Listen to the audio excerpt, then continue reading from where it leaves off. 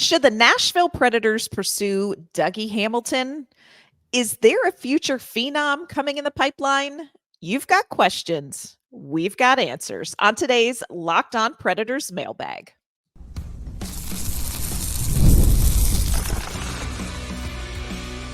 You're Locked On Predators, your daily podcast on the Nashville Predators, part of the Locked On Podcast Network, your team every day.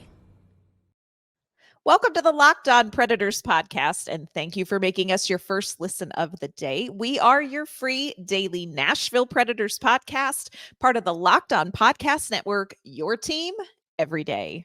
Want to kick off this episode today with a shout out to our Locked On Pred heads. Those are our everydayers who tune in to talk Nashville Predators hockey with us each and every weekday.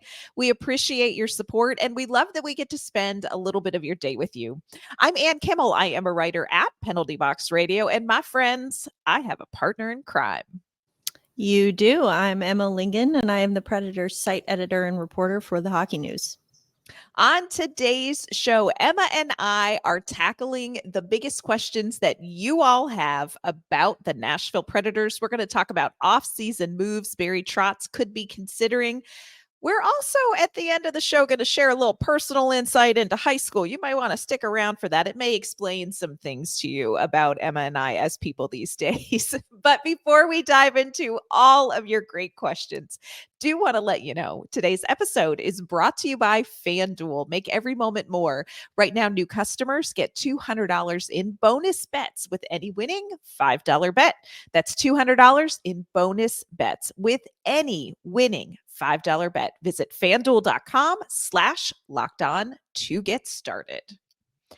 All right, Emma. So we sent out the bat signal, the Nash signal, whatever signal that we have, asking for questions. And we got tons of questions. So we're actually going to end up doing a two-parter to answer mailbag questions, but great questions that we got. We're going to kick it off with a question about an off-season acquisition.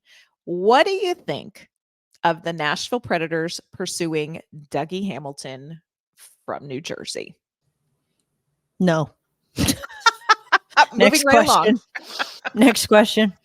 I mean, that's the short answer. The long answer is he's too expensive. I mean, New Jersey signed him to that massive contract. He's making $9 million a year. You're not gonna. I mean, Roman Josi makes that. You're not gonna have another defenseman who's that expensive. It's not gonna happen. Yeah.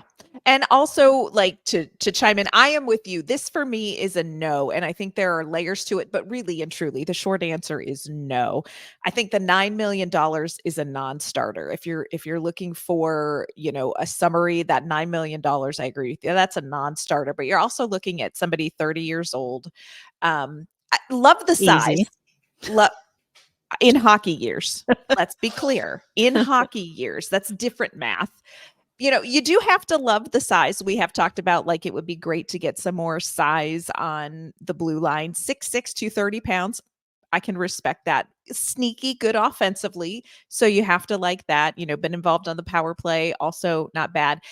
There are downsides, though, that I think make this really, really risky. First of all, the Nashville Predators, while they have cap space, like you said, they are not spending $9 million on anybody whose name is not Roman Josi when it comes to defense. I think he's also a little bit streaky. And if I'm paying $9 million for someone, I want $9 million of consistent production as well. And coming off an injury last season, I think he ended up having surgery. He only played like 20 games. But here's the other thing, and this for me is a little bit of a hitch in the giddy up when it comes to doing any deal at all with the New Jersey Devils. And it's not because I have a problem with the team or anything like that, but at this point, I just don't see how the Nashville Predators and New Jersey Devils can really do a deal for anybody. Because what New Jersey would want from Nashville is probably not willing to give up. What New Jersey, if the Predators were to pursue Dougie Hamilton, which they won't, but if they were, I just don't think New Jersey is willing to give up what Nashville wants. Like where these two teams are right now in their, trying to get to the postseason, trying to get to another Stanley Cup, opportunity here. They're just not at places where they're going to be willing to trade impact players that both the GMs are going to want. Like I just don't see these two teams having a deal for anybody right now. I think people, like the media, try to force these teams together all the time in trade talks because yes, there's a connection. Tom Fitzgerald played Right. under Barry Trotz. There's like that history there, but it's also like Devils need goaltending. The Predators have a goaltender who is, technically could be trade bait, and so everyone keeps trying to force this to happen. And it's like that, and I think that the Predators end up like anytime any free agent name or trade trade candidate pops up, the Predators are immediately linked to them no matter who they are. I mean, we saw it with Mitch Marner, we saw it just recently with Patrick Laine, we've seen it with Steven Stamkos, all these guys who it's like they're either free agents or they're wanting to move. Their teams have made it that made them available on the trade market. Immediately, the Predators get thrown into those conversations every time. Why? Because they have the cap space. 100%. It doesn't mean that they're going to use it on one player. It means honestly, they're probably not going to use it on one player. And so I think that's part of it too, just because the Predators have the space. Now, listen, don't get me wrong. I love Dougie. I was with Dougie in Carolina. We were actually neighbors in Carolina. Fun fact. Oh, how cool.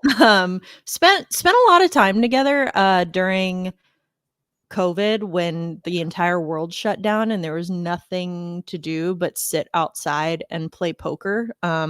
So it was me, Andrei Svechnikov, and Dougie Hamilton just sat outside, played a lot of poker for. Okay, who was the best in that trio? Not me. Okay. I didn't even know I was the pulling rules for you, half Emma. the time. No, I didn't even they had to teach me, and I'm pretty sure they deliberately taught me wrong. But thankfully, we weren't playing for money, or at least I wasn't. But no, love Dougie. But I agree with you. I think that when he was in the last year of his contract in Carolina, he had one really good year, so that drove his price up. It's kind of like, I mean, I'm not. Before anyone comes at me for making this comparison, I'm not saying it's exactly the same, but in this regard, it's kind of similar to Sam Reinhart right now with the Florida Panthers. He's in a contract year and he's playing out of his mind, like 50 plus goals. It's like doubled his previous season high. Like it's insane. And so that, is going to drive his price up when he hits the free agent market, and Carolina was not going to pay that much for him. New Jersey then went and overpaid for him. And I think that, now we're kind of seeing like that's why, and those are the kinds of contracts that Barry Trotz is not a fan of, and he's not going to want to inherit one of those, for a guy who has not been consistently playing at that level. Right. I agree. I'm not saying that Nashville shouldn't go out and maybe look for a bigger size defenseman. Of course they want to get, and we've talked about this on multiple episodes, there was a lot of lessons in this postseason. Nashville learned some firsthand. Size may matter more right now in the NHL, the way the game is being played. So I'm not saying that Nashville shouldn't go out and look for something like that. But for me, the price is a non-starter. You can get size without spending $9 million. Yes. Yes. And Nashville also is seeing what they have in the pipeline. Now, we know that Spencer Stastny is not 6'6". We know Mark Del Gaizo, not 6'6". But you want to get these guys involved in the NHL, get them up to speed this season, and give them ice time. And I don't know that you want to go out and get this season that big star, big fish defenseman. And to be honest, I'm not 100% sure Nashville's going to need to do that to get back into cup contention anyway. I think if they can add some size for a much more affordable price, which is available and out there, and develop the players they have in the system, I just don't know that this fills a need that Nashville's going to have long term. Would it be great to have him? Absolutely. Would I pay $9 million? No. I think too, you look at things that Nashville needs, and they need more blue line scoring and they need size. And so I think with the whole why not both in one package named Dougie Hamilton, it's you can get both of those things from different players too. I would like to keep that, make sure people keep that in mind. You don't need one guy who can do everything. Like ideally you have multiple guys who fill those different needs for you. Yeah. Well, and right now Nashville has one guy who does both. His name is Roman Josi. So you can build around that. And like you said, it doesn't have to be one player that does both of those things. Put in some different pieces. And also, Dougie Hamilton has the same salary or very close to it as Roman Josi. And you cannot argue that those two players are both worth the same. One of those things is not like the other on the ice. Yeah. On the ice. Yeah. Coming up, Emma and I are going to talk about the Nashville Predators pipeline. Is there a phenom developing in Milwaukee, in the NCAA, in the CHL that we need to be talking about and watching for? Also, what do we think Barry Trotz's priorities are going to be this offseason? We're going to discuss those questions in just a moment. First, want to let you know that today's episode is brought to you by our friends at FanDuel. Look, just because the NBA basketball season and NHL seasons are winding down, it does not mean the action is winding down at FanDuel. There are still plenty of sports action happening this summer, and you can bet it all on FanDuel.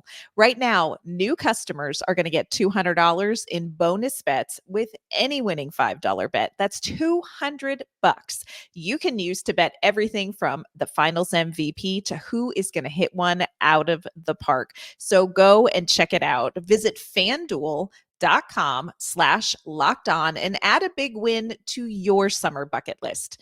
FanDuel, America's #1 sportsbook.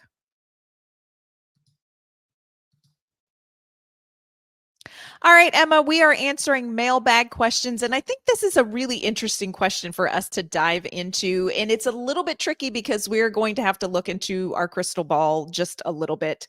Do the Predators have a phenom coming up through their ranks that could be a future Hart winner? Now, I think those could be two very different questions. Do they have a phenom coming up through the ranks, and could they be a future Hart winner? Y'all, Hart, most valuable player to their team in the regular season in the NHL. Let's remember, only one guy wins it. It's really hard to win the Hart. It's so hard to win the Hart. Like, to me, the guy that I'm most excited about in the Predators pipeline right now, and we'll probably see him in Milwaukee next year, is Tanner Molendyk. There are fast skaters, and then there's Tanner Molendyk. Like, he's mesmerizing to watch. I mean, he's explosive, he's fast, he's so smooth, handles the puck like a pro, has that scoring touch as a defenseman. Now, again, smaller guy, so that's, doesn't necessarily address one of the needs that we've talked about before. But if we're just talking about guys who I am the most excited to see play really at the pro level, but then, eventually at the NHL level, it would be Tanner Molendyk. He is 100% on my short list. And I love that you use the word mesmerizing. That is the best way to describe watching Tanner Molendyk do skating drills.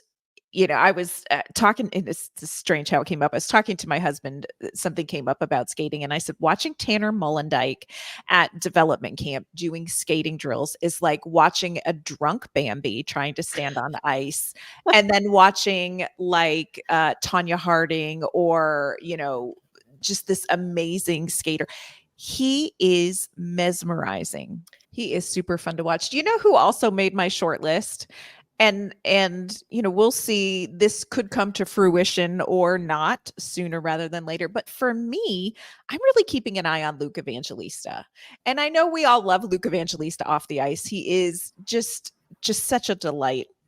But I do wonder if there is going to be something in Luke Evangelista that is going to become not identical to, but as valuable as potentially a Philip Forsberg. And I know those are big skates to fill in a franchise. And so I hesitate to even put it out there because we've just seen a little bit from him. He officially, technically just had his rookie season. And I don't want to put it's hard to put pressure. You don't ever want to put pressure on a young player, but there is something about Luke Evangelista's style of play and the rate at which he improved, especially in the second half of this season, that makes me think, keep your eye on what Evangelista may grow into. Just keep your eye on it. I agree. Like this season in particular, I feel like watching the arc, his growth arc, his character development arc over this season was so it was so just evident to me how much he had grown in his confidence. And once he starts playing with more confidence, he was generating, I mean, even into the playoffs, you wouldn't have guessed that was his first playoffs. I mean, he was generating some unreal chances. He still has to work on finishing them. That's right. Something where it's okay, that kind of brings you back down to earth with him a little bit, that it's all right, he is only 22. Let's calm down. But I think that, man, once he starts finishing those chances, look out. I think that's why, and I've said this before, whether it's Chandler Stevenson or whoever, I think you get him with a legitimate playmaking center and someone who can do for Luke Evangelista what Ryan O'Reilly did for Philip Forsberg and just completely open up his game. And not that Forsberg was irrelevant by any means before Ryan O'Reilly, but it just kind of unlocked this new level to his game and his offensive production. And I think that that's what you need. Luke Evangelista himself, is doing what he can, and he's done what he can. And I think he's come an incredibly long way this season, even if his, stat line doesn't necessarily reflect that. I think that just watching him and the confidence that he plays with, and the comfort level that he plays with, and you can tell he's taking more risks. I mean, even within the playoff series, I think you could see it from game one on. You could see him just kind of loosening up a little bit, getting more comfortable, getting more physical, getting into those tough spaces that maybe he wasn't comfortable with before. And so I think he's there. You just got to get him with someone who can get him the puck and help him finish those chances. I love that. I agree with you. Let's see what he can do with somebody who can help him grow even more. It seems to me, watching Luke Evangelista this season, it's like he has settled into the NHL game. And I mean that in the best way, where he's not trying to make his game fit or he's not trying to get it just right. He, in the second half of the season, it clicked with him, okay, the NHL game, now is the time to see him take some steps forward in that. And I think finishing is a big part of his game that we need to see improvement on. But I like what we've seen from Evangelista. I like his trajectory. I know there's always typically that quote sophomore slump. This could be considered his sophomore junior year, but splitting hairs. So I'm excited to see what Evangelista can do this season, but I think he's a guy who may have sneaky potential for the Nashville Predators. I definitely think so. And again, before the season even started, going into training camp, I had him kind of on my mental list as a bubble player who may or may not even, I wouldn't have been surprised if he didn't make the roster out of training camp. Not, through any fault of his own, but even he really wasn't, if things had gone well, he shouldn't have played at all in the NHL last season in 22-23. Right. We shouldn't have seen him at all in Nashville. Now we did, and it went well, but again, circumstances were different. And I'm okay, he's maybe like, I don't want to say he was rushed, but like kind of out of necessity, he did have to come up for those 24 games at the end of the 22-23 season, which also way to work the system, Nashville. I don't know if this was Yes. planned, but 25 games is the cutoff to still be considered a rookie. So this past season, 23-24, since he had only played 24 games the season before, he was still a rookie. And Still a so rookie, baby.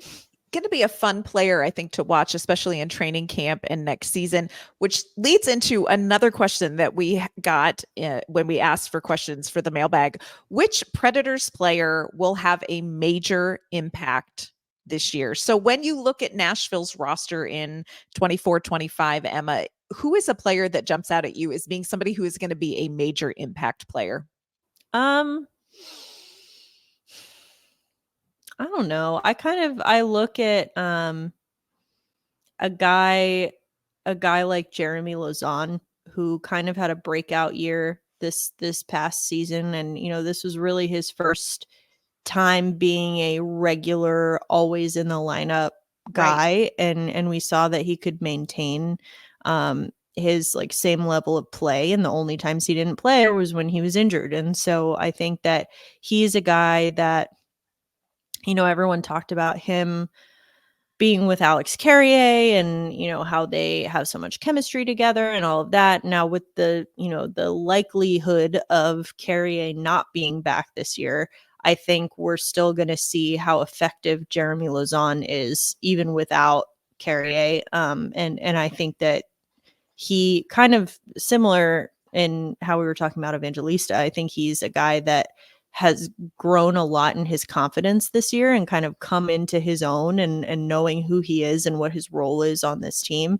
And it's not just hitting people. I get it. The hits record. Yes, that's great. But why is he hitting people? It's to take back puck possession. It's to move guys off of pucks and get it back, which all feeds right into Andrew Brunette's philosophy on offense. So even if Jeremy Lauzon isn't the guy putting the puck in the back of the net, that's not his game. He's getting the other guys off of the puck so that his teammates can put it in the back of the net, theoretically. So I think that he is so strategic and in the way that he plays. And he's not just going out banging people around just for the heck of it, just, because just to make some noise. It's very well thought out. It's very calculated, and he's very smart and very disciplined about the way that he does it. And so I think now that he's like fully kind of come into that role, he's a guy that I definitely see having a major impact.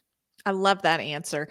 Can I share with you the person who I hope will be an impact player, that I have so much hope will be an impact player next season? And for me, that is Cody Glass.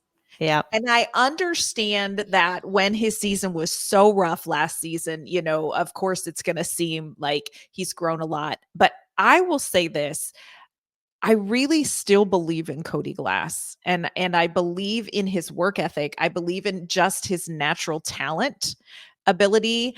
And I think if you can get Cody Glass, if he has as good an off season as I expect that he will have, if he does the work that I expect that Cody Glass will do, and if in training camp he can earn the trust of Andrew Brunette, I think Cody Glass will be a sneaky impact player for the Nashville Predators. I still believe he's got that there.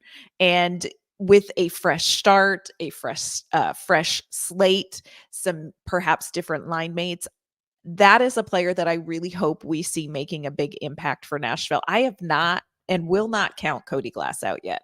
You want to believe that, good things happen to good people and Yes. the universe or whatever higher power you believe in will reward the people who work hard and do the right things. So you can't help but root for a kid like Cody. Yeah. Come on, karma. Do right by Cody Glass. That's all we're He deserves it. He deserves it.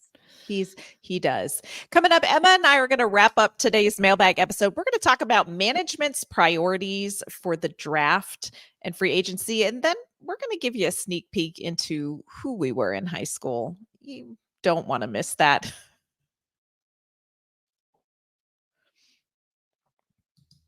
First, today's episode is brought to you by Policygenius. Look, a lot of life is unpredictable, but a good life insurance plan gives your family a financial safety net to protect against some of the unknowns. Policygenius is the country's leading online insurance marketplace. It makes choosing the right policy for your family easy and quick. With Policygenius, you can find life insurance policies that start at just $292 per year for $1 million of coverage. Some options are 100% online and let you avoid unnecessary medical exams. Policygenius helps you easily compare your options from America's top insurers in just a few clicks. Their award-winning agents can even walk you through the process step by step.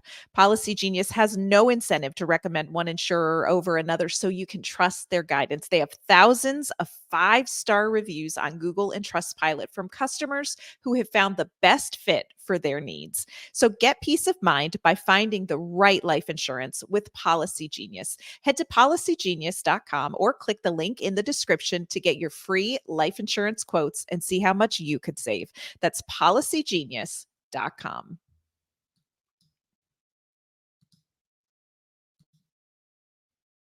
All right, Emma, we are working through our mailbag episode. Next question: what should be management priorities when it comes to the draft, free agency, and the offseason? What do you think is a top priority for Barry Trotz going into this offseason? Depth at center and size on defense. There it is, friends. And that's not even just me saying that. He has said that. So I think that that's absolutely going to be areas that they're going to prioritize this offseason. Yeah. And whether we hear about this in the media, in amongst the fan base or not, I do think behind the scenes, part of this offseason priority is going to be, what is your long-term plan and goal? We may not see action based on that decision, but I do think Barry Trotz has to have, and probably already does still have, already has a long-term plan for the Nashville Predators in net, because I think what you do in net changes your timeline for a cup contention. It changes your timeline for what are you looking for in the offseason? What are you looking for in free agency? I think it also changes what you draft. So for me, I think goaltending, even if Barry Trotz doesn't make a move that reveals all, I think it's important that Barry Trotz has laid out in this organization, where do we want to be? Who do we want in net for the next, 8 to 10 years? And as Emma says in Spanish, our recommendation is ¿Por qué no los dos? ¿Por qué no las dos? Why not both? So yeah, for me, I'm like, you've got to figure that out. All right. So we got this question in it was an interesting question. And Emma and I, we are not afraid of the hard questions. We're a little bit afraid of the hard questions. We welcome them. I welcome them. We welcome them. So here we go, Emma. This is just a little get to know you question we got. What was the hardest class you took in high school, and what was your final grade? Physics. Oh, look, I was a good student. I was a straight A, like honor roll, like cum laude society, whatever the heck student. Like I was very good in school. Yep. I was not good at physics. I managed somehow to squeak out with I think it was a B+, which for me, that was bad. Not bad, but like that was like the lowest grade I got in high school. Final grade in a class. Like that was probably the lowest I got. And physics, just like, I don't know what it was, but something like it would make sense to me. Like when I was in class and, the teacher, Mr. Stolman, he was a great teacher, but I could not, like, I just couldn't do it. And like, when he would explain it, I'm like, yes, got it. Understood. This makes perfect sense.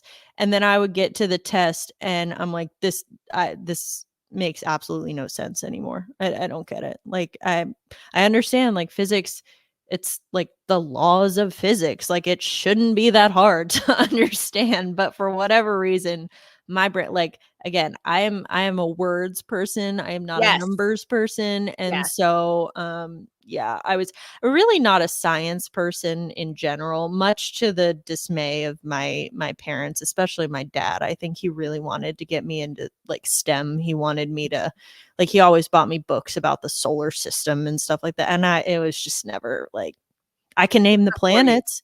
I can name the planets. That's about all I retained from those books. But yeah, no, it's not for me. Not for me. For you. Words, language, those are my things. Physics, Yep. not my thing. Yep. Which was really annoying because when I got to college, I went to a liberal arts school, so we had to take a science. Come on.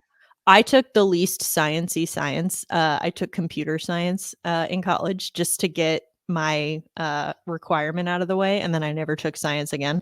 But in college, physics was known as the easy science class. So they literally called it football physics because the football players would take it. And so I was annoyed because I was like, and people kept telling me, like, if you don't like science, just take physics. That's what everyone does. But I was so scarred by Yes. my high school physics experience. I was like, I can't put myself through that again. I feel that. You and I live very parallel lives because I was like you. I was a great student. I was like secretary of, we called it Nerd Society, of Honor Society, but we called it Nerd Society. I was like secretary of my class, like always had great grades. I am also the daughter of public school teachers. So there is pressure. You know, we just grew up knowing you were going to get good grades. Well, my friends, then I hit pre-calc my junior year, and 2 words, baby, conic sections. Oh, What even? yeah. And I ended up in my high school, our grades went 5, 4, 3, 2, 1. A 5 was an A, a 1 was an F. I got, for the first and only time in my entire life, an F on one of my 6 weeks report cards. Ooh. Yeah, it was not great, friends. It was not great in our house for 6 weeks. It was awful. And I'm with you. I am a word person. I am word. I love history. I love English. I love literature. Went to a liberal arts college. And my friend, I waited till second semester my senior year to take my science because in my heart, I just prayed that they would change the requirement. That's And then they great. didn't.